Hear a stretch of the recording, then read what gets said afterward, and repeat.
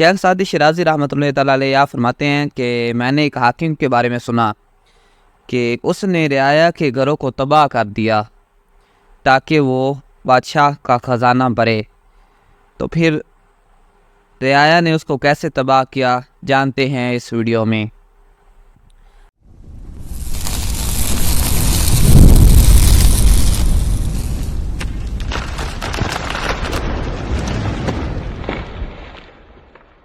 السلام علیکم، امید کرتا ہوں تمام احباب خیریت سے ہوں گے۔ ہمارے چینل میں خوش آمدید۔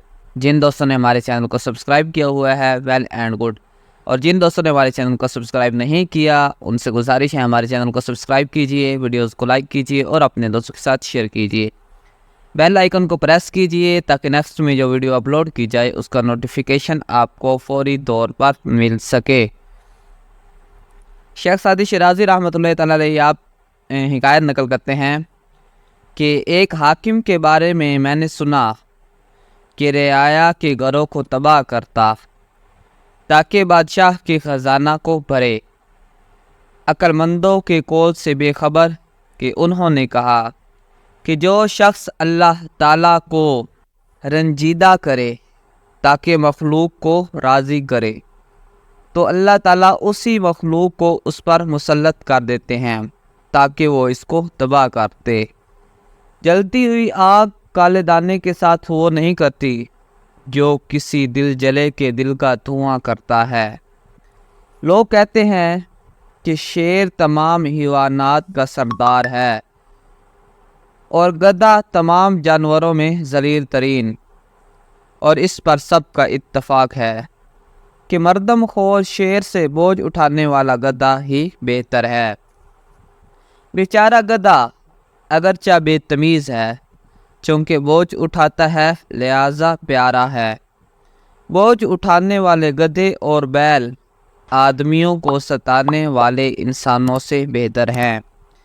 ہم اس غافل وزیر کے قصے کی طرف پھر آتے ہیں۔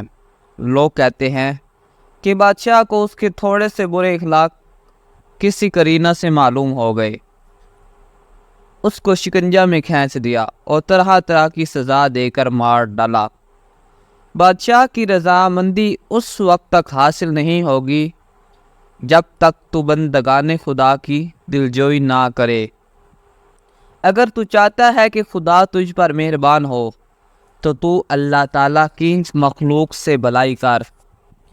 لوگوں نے بیان کیا ہے کہ مظلوموں میں سے کوئی اس کے پاس سے گزرا اور اس کے تباہ حال کو غور سے دیکھا اور کہا، یہ نہیں ہو سکتا کہ جو کسی عہدہ کی وجہ سے بازو میں قوت رکھتا ہو تو طاقت کے بل پر خواہ مخواہ لوگوں کا مال کھا جائے۔